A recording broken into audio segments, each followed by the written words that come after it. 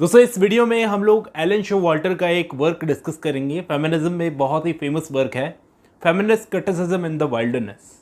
ये wildness word क्या है इसका मतलब समझाऊंगा। इसमें काफ़ी सारे टर्मिनोलॉजीज़ हैं, हमको एक नोटबुक लेकर के सबको नोट करना होगा। बहुत ही कमाल की वीडियो होने वाली है, छोटी है लेकिन कमाल की होने वाली है। चलिए शुरू करते हैं, मिलता हूँ इस वीडियो के एंड में। अमेरिका में फेमिनिस्ट क्रिटिसिज्म में एक बहुत बड़ा नाम है एलन शोवाल्टर का, बहुत बड़ा नाम है दोस्तों। इनके सारे वर्क्स में एक इम्पॉर्टेंट ऐसे है फेमिनिस्ट क्रिटिसिज्म इन वाइल्डनेस, जो 1981 में क्रिटिकल इंक्वायरी जर्नल में पब्लिश हुआ था। ये ऐसे लिटरेरी क्रिटिसिज्म में अलग वुमेन सेंटर्ड व्यू पॉइंट की बात करता है। इसकी बहुत ज़रूरत है वुमेन सेंटर्ड व्यू पॉइंट की। ऐसा क्यों? देखो, पहले तो इस ऐसे में एक मेटाफर है वाइल्डरनेस, इसका मतलब समझते हैं। इसकी हिस्ट्री समझने के लिए आपको एक पोएटिस का नाम ज़रूर नोट कर लेना चाहिए, लुइस बोगन, जिन्होंने लिखा women have no wildness in them. ये एक समाज पर सटायर थी line, women have no wildness in them. Wildness का मतलब है जंगल, आपको लगेगा जंगल है। इसका सिंबॉलिक मतलब है आज़ादी, इच्छा, विद्रोह। इसकी कमी है औरतों में। तो यहाँ पर वो लुइस बोगन के इस वर्ड को उठाती है। देखो, यहाँ पर लुइस बोगन ने ऐसी बात इसलिए की क्योंकि समाज ने जिस तरीके से संस्कार दिए हैं औरतों को, बचपन से ही समाज ने जैसे उन्हें बड़ा किया है, जैसे वो ढालते हैं, वो अपनी असली फितरत को दबा देती हैं औरतें। इसलिए वाइल्डनेस की बहुत कमी है, ऐसा उन्होंने कहा। तो ये वाइल्डनेस मेटाफर की तरह है। एलन शोवाल्टर ने इसको अपने वर्क के लिए उठाया कि इस जंगल में ना तो रास्ते हैं, ना ही साफ दिखाई पड़ते हैं कि ये रास्ते कहाँ जा रहे हैं, कुछ भी नहीं पता। तो वाइल्डनेस को यहाँ पर एलन शोवाल्टर ने अपने ऐसे के लिए एक मेटाफर की तरह उठाया। वो ऐसा इसलिए कह रही है क्योंकि शुरुआत में ऐसा माना ही नहीं जाता था कि औरतें, खुद भी ये बात नहीं मानती थी कि औरतें ऐसा कोई काम कर सकती है जिसमें दिमाग का इस्तेमाल होता हो। अपना खुद का फेमिनिस्ट क्रिटिसिज्म, महिलाओं का अपना खुद का फेमिनिस्ट क्रिटिसिज्म, इसकी कमी महसूस हो रही थी एलन शोवाल्टर को। उन्होंने इससे अपने शब्दों में क्या कहा, एक empirical orphan in the theoretical storm. इस चीज़ को नोट कर लो, इस लाइन को, बहुत इंपॉर्टेंट है।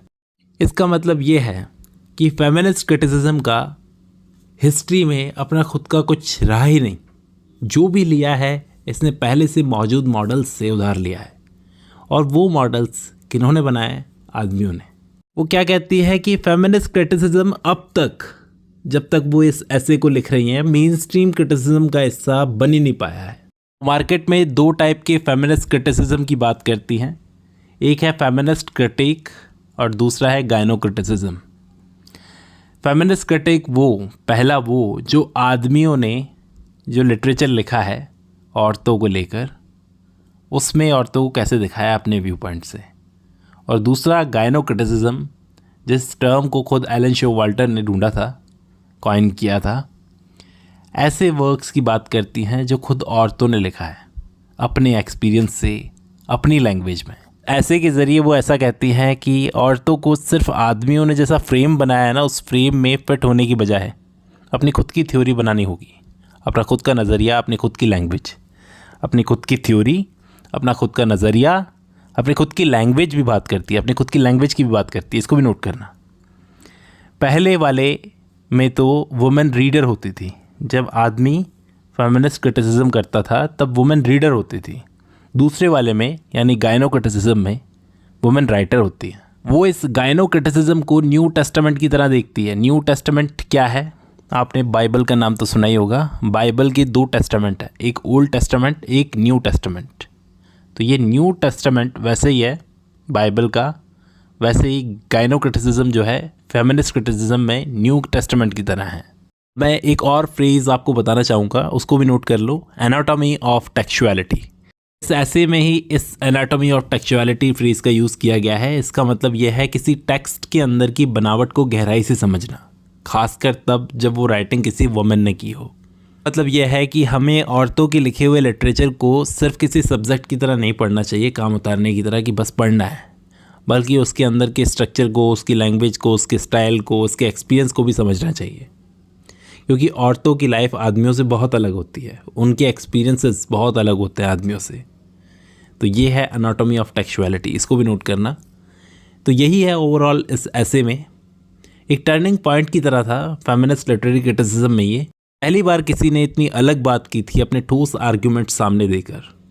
उम्मीद करता हूँ आपको ये ऐसे समझ में आया होगा। आज की इस वीडियो में बस इतना ही। अब जब आपने ये वीडियो खत्म कर लिया तो मैं उम्मीद करता हूँ आपको ये ऐसे समझ में आया होगा। आज के लिए बस इतना ही।